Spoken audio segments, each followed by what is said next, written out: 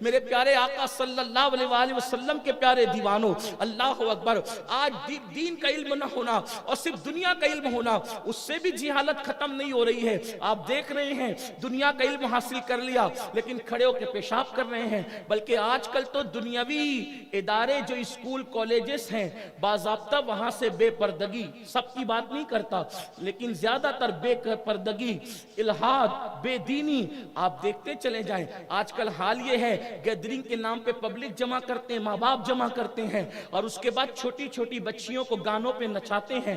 باضابطہ اسکول کے اندر گیدرنگ کے نام پر، سالانہ فنکشن کے نام پر بیٹیوں کو گانا سکھایا جا رہا ہے۔ آپ سے پوچھنا چاہتا ہوں، اگر وہ مدرسے، وہ اسکولز جو انسان کو سنوارنے کے لیے تھے، اللہ اکبر، کسی نے کہا تھا یہ مدرسہ ہے تیرا میکدہ نہیں ساکی، یہاں کی خاک سے انسان بنائے جاتے ہیں، جہاں انسان بننے آیا تھا اگر وہیں حیوانیت کا درس دیا جا رہا ہے۔ کہیں تو حال یہ ہے جوان بیٹیوں کو 3 دن کے ٹور پر لے جا کر کے اللہ اکبر بے پردہ ان کو سیر کرائی جا رہی ہے، نوجوان لڑکے اور لڑکیاں ہنس رہے ہیں، کھلکھلا رہے ہیں۔ آپ سے پوچھتا ہوں اس کا اسلام سے کیا تعلق ہے؟ یعنی جو ادارے بنے تھے سنوارنے کے لیے، بگاڑ جب وہیں سے پیدا ہوگا۔ ماں کی گود بچے کی پہلی درسگاہ تھی، ماں کی گود بگڑی، ادارے بگڑے۔ یاد رکھیے جب ادارے بگڑیں گے تو قوم کا کیا حال ہوگا۔ مگر یاد رکھنا یہ کیوں ہے؟ اس لیے کہ بہت ساری جگہ پر ادارے چلانے والوں میں دین نہیں ہے، دینداری نہیں ہے، خوف خدا نہیں ہے، خدا کی خشیت نہیں ہے۔ آپ مجھے بتائیں ہمارے یہاں گانوں کا کیا تصور، ہمارے یہاں ناچ کا کیا تصور؟ نہیں میرے پیارے آقا صلی اللہ علیہ وآلہ وسلم کے دیوانوں، یاد رکھنا بچوں کو کتنی بھی ہم نے بڑی سے بڑی دنیا کی ڈگری دے دی لیکن اگر دین ان کو نہیں پڑھایا، دین ان کو نہیں سمجھایا، دین ان کو نہیں پلایا تو یاد رکھنا قبر میں سسکیاں لیتے رہو گے، قبر میں بے چین رہو گے، قبر میں بے قرار رہو گے۔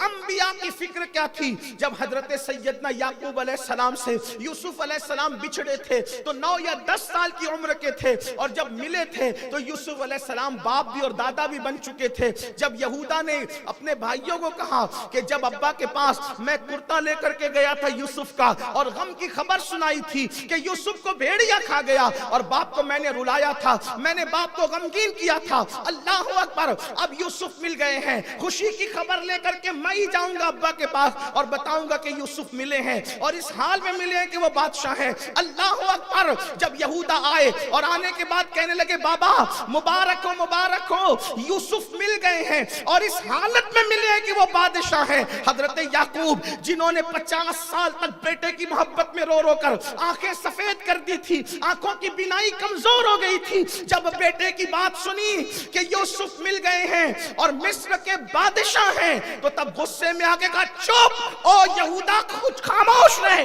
چپ کر، یہ کیا کہتا ہے کہ یوسف مل گئے اور بادشاہ ہے؟ ارے بادشاہ کا باپ ہونا میرے لیے کوئی فخر کی بات نہیں ہے، یہ بتا کہ وہ مسلمان ہے یا کافر ہو گیا۔ اگر وہ مسلمان ہے تو شکر کا مقام ہے اور اگر کافر ہو گیا تو اس کے ملنے سے نہ ملنا بہتر ہے۔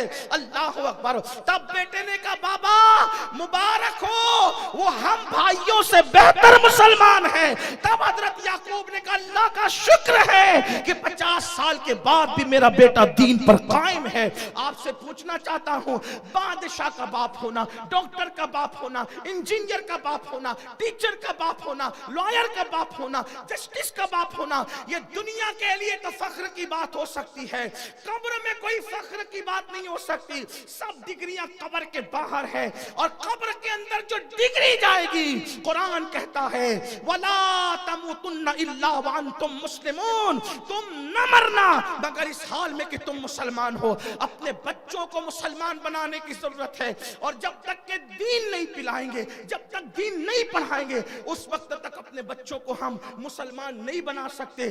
آج ہمارے بچے حیران ہیں، دین کے معاملے میں بہت سے نوجوان بدگمان ہیں، یہ اسلام میں کیوں ہے، یہ اسلام میں کیوں ہے، وہ اسلام میں کیوں ہے، حالانکہ علم نہ ہونے کی وجہ سے وہ پریشان ہے۔ جس دن ان کے پاس علم آئے گا ان کو پتا چلے گا کہ واللہ ہمارے مذہب کے قانون میں جو خوبی ہے وہ خوبی کہیں ہو ہی نہیں سکتی۔